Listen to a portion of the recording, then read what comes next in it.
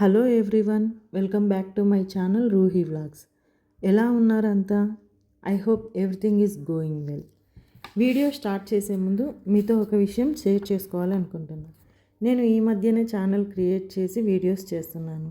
So ఈ video ఎడిటింగ్లో ఏమైనా mistakes ఉంటే ప్లీజ్ ఎక్స్క్యూజ్ మీ. అండ్ అలాగే ఏవైనా సజెషన్స్ కానీ అడ్వైజెస్ కానీ ఇవ్వాలనుకుంటే కామెంట్లో పిన్ చేయండి.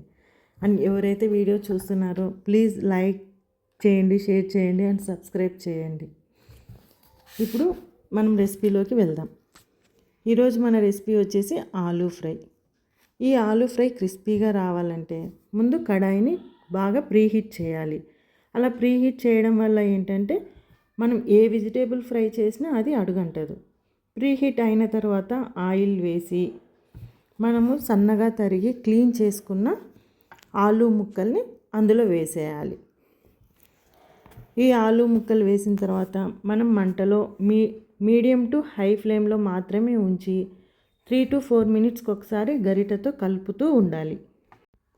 అలా ఆలు బ్రౌన్ కలర్లో వచ్చే వరకు 3 to 4 మినిట్స్కి ఒకసారి కలుపుతూ ఉండాలి. అవును, దసరా ఫెస్టివల్ వస్తుంది కదా, అందరూ షాపింగ్ కంప్లీట్ చేసుకున్నారా? అందులోనూ అమెజాన్ ఫెస్టివల్ అండ్ ఫ్లిప్కార్ట్లో కూడా సేల్స్ నడుస్తున్నాయి. నేనైతే మా పాప కోసం కొన్ని అమెజాన్లో బుక్ చేశానండి. అవి ఇంకా రావాలి. కానీ అవన్నీ నార్మల్ ప్యాంటు షర్ట్స్ మాత్రమే, నో ఫ్రాక్స్. ఎందుకంటే మా పాప అసలు ఫ్రాక్స్ అనేదే వేసుకోదు. ఓన్లీ మెత్తగా ఉండాలి ప్యాంటు షర్ట్స్ అలాంటివి మాత్రమే వేసుకుంటుంది. మా పాప మాత్రమే అలానో లేకపోతే అందరూ అలాగే ఉన్నారు నాకైతే తెలియదు. కానీ మా పాప మాత్రం ఓన్లీ కంఫర్టబుల్గా మెత్తగా ఉండే ప్యాంటు షర్ట్స్ మాత్రమే వేసుకుంటుంది. ఇప్పుడు మనం ఒక మిక్సీ జార్ తీసుకొని అందులో కొన్ని వెల్లుల్లి రెబ్బలు, కొంచెం కారపొడి, కొద్దిగా తగినంత ఉప్పు వేసుకొని గ్రైండ్ చేసుకోవాలి.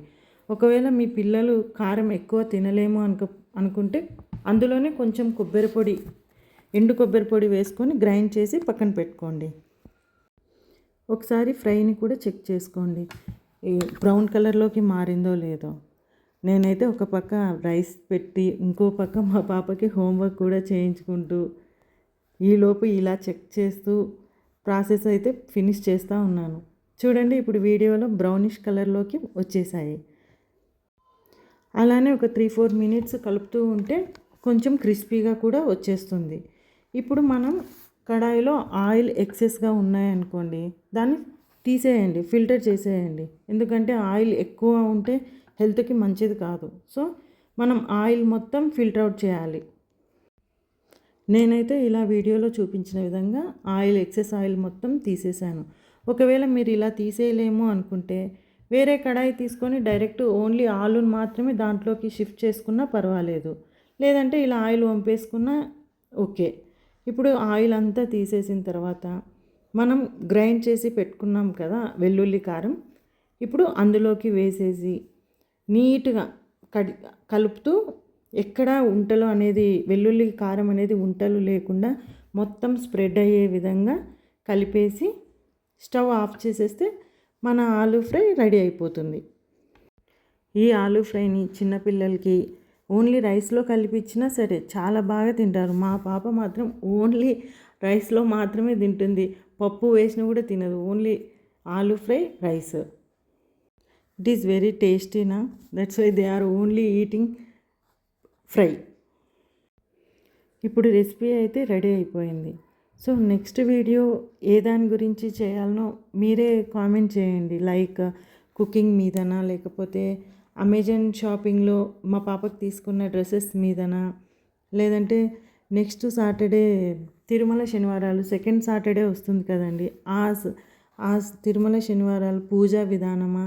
సో ఏ వీడియో కావాలన్నా కామెంట్ బాక్స్లో కామెంట్ చేయండి, నేను ఆ వీడియో చేయడానికి ట్రై చేస్తాను.